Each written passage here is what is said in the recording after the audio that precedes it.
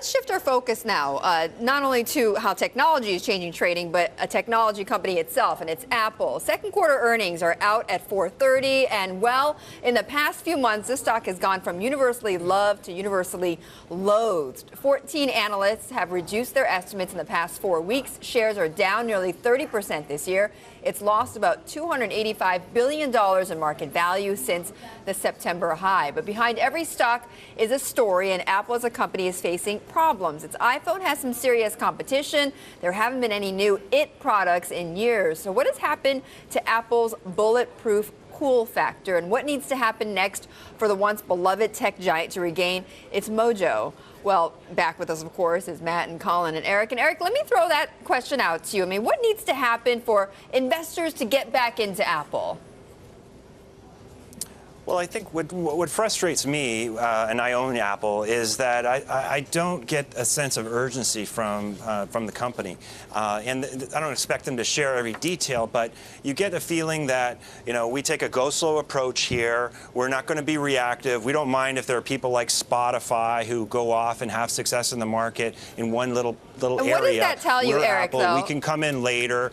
And we can do well. But and Eric, I would like to see them go on the offensive. Well, exactly right. But what does that tell you? That they're being too slow, they're being too cautious? What does that tell you?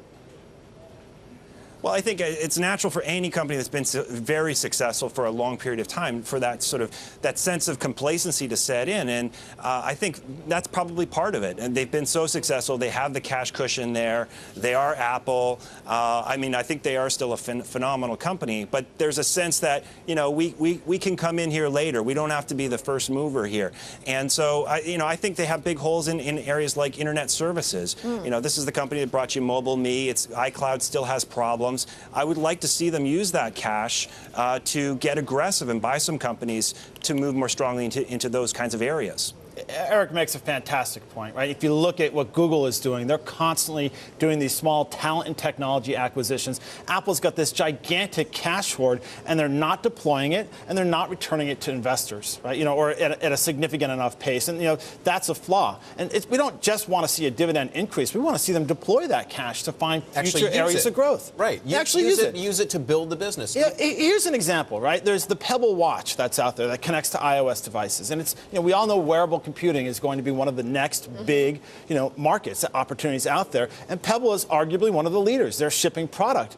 Why doesn't Apple go out and snatch that little tiny company up and roll it into the fold? I mean, if I were Google or Samsung, I would want to acquire these guys just to prevent Apple. Corey, let me bring you in because I was listening to Bloomberg West yesterday, and there was a lot of talk about the watch that Apple may come out with, or the TV that Apple may come out with. And the analyst that Emily Chang was talking to last night on West was saying, look, the PC market is huge. The mobile phone market is even bigger, but the watch market and the TV market, it's unlikely, even if they grab 10% of share in the first couple of years, they're not going to make that much money. They're not going to sell that many units of these things. I mean, they already have maxed out the markets in which they can really be profitable.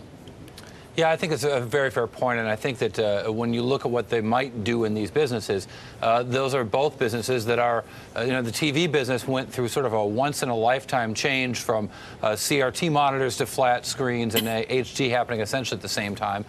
You can see the difficulty the companies like Best Buy and H.H. Gregg and others have had trying to Circuit City. Remember Circuit City? That's gone. I mean, the TV business was successful for them once and not a second time. So Apple, noodled around with their Apple TV product. Steve Jobs called it a hobby and never seemed to go beyond that. The TV business might not be open for a new, giant, expensive product that is a little bit different than what people already have at home, and not a lot different. The iPhone and the iPad were dramatically different. And let's be fair. I mean, those businesses are still growing, and those are gigantic, massively profitable businesses that are still growing. We'll see what the numbers are like when we find out about it today, but the expectations got real high there.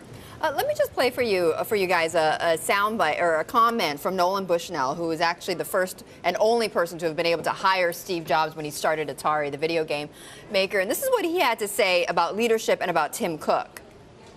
I think he's got 18 months to show something that is innovative and that has a little bit of the wow factor. Clearly, if it's much further than that, I think there's going to be a lot of people giving up on it as Apple as an innovative company. Colin, do you think he has 18 months? I think that the clock is, well, let me take a step back, right? When Apple did a product refresh of all their major product lines in 2012, we all saw this big vacuum in 2013. We knew it was coming, but we said, you know what? They're doing it on purpose because they're going to roll out new product and it'll be all eyes on that new product, right? And instead, what we got in 2013 is nothing. Right? No dividend increase, no new products, nothing but silence. A couple of speaking at investment conferences where they promised, plenty of products that are going to wow us, right? So let's see some of these new products and see if that innovation is on track. And I would say that he's going to be judged this year on that performance.